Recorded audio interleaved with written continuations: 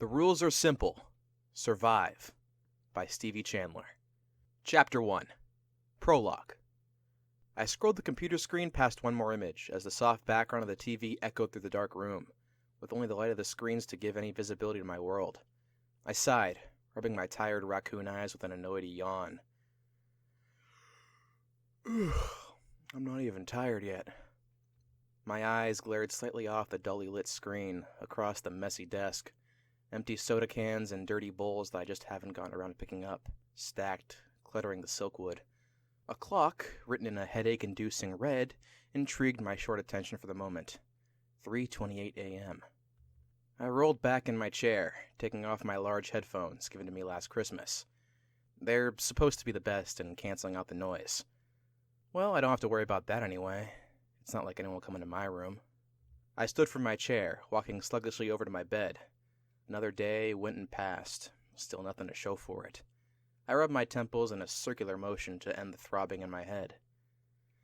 I need to stop these all-nighters. I yawned, laying across my red sheets, staring up my white ceiling with a tired sigh. Seems like these days are just on repeat. Nothing really changes. There's nothing new or exciting.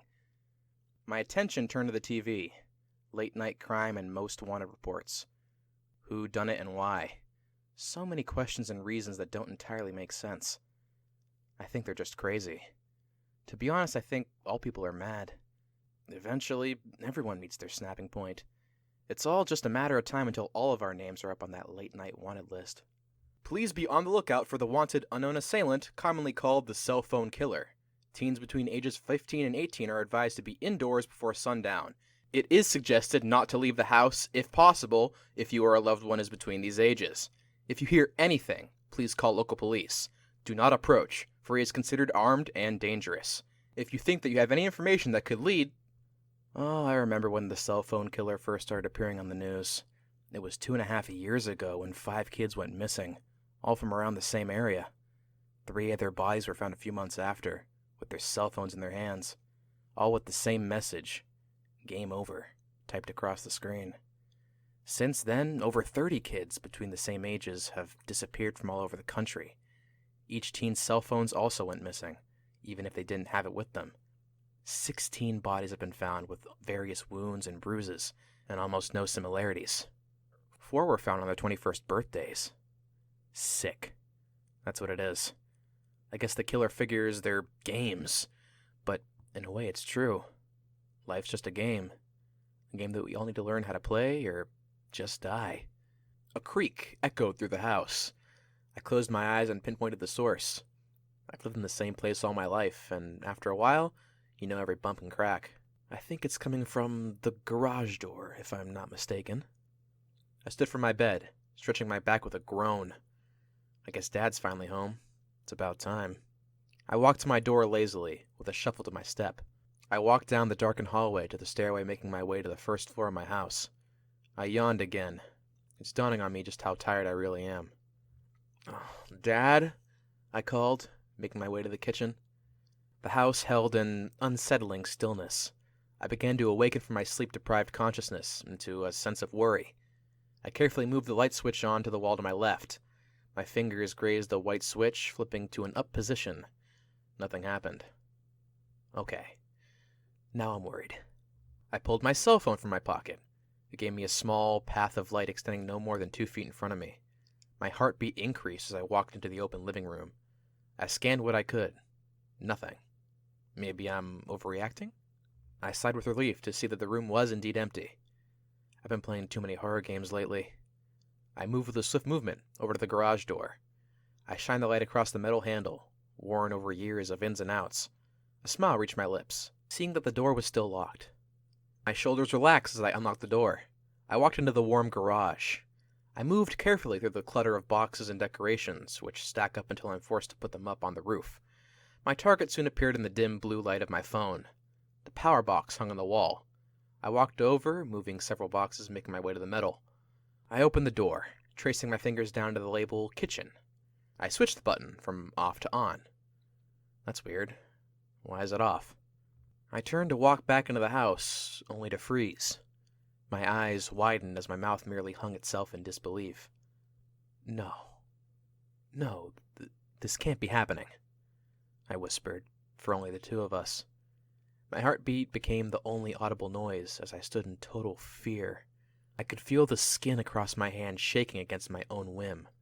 He just stood there, in the darkness. Just out of sight, but I still knew he was there. Oh God, he's here. Why him? Why me? He took a step forward, only slightly, causing me to jump against the wall. Why can't Dad be home? I need him now. God! No, I'm not dying here. I'll fight. I'll live. I ran with a tight face, passing the man into the house. I turned quickly to the door in an attempt to stop him. I pushed the door as hard as I could against him. The sound of wood chipping caught up with me. I looked down to see a crowbar against my living room wall.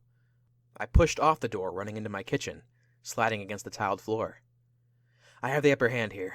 I know my house inside and out, light or dark. Ow. Or not. My face met with the floor. I looked over to see a pair of worn-out sneakers in the center of the hallway. Damn.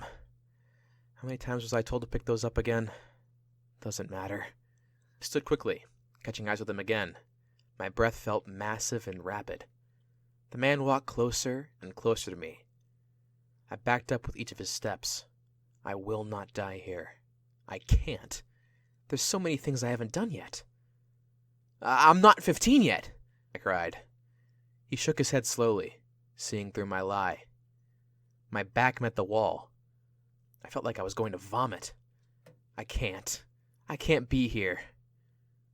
Please, don't do this, I begged. He said nothing, only continued walking in a slow and deadly manner. I could feel tears forming in my eyes. I can't. Please don't let this be it. I can't let it be the end, but I don't have a choice. He finally reached where I stood. My nails clawed into the cream paint of my hallway. My heartbeat became a nauseating fast pace. I squinted my eyes, forcing out the gathered salt water that lay along my eyelashes. Crack. What was that? I gasped, hitting the back of my head against the wall. My body slid down the wall with a hiss. I opened my eyes with drowsiness. I met with his crowbar that now dripped onto the blue of my holed jeans.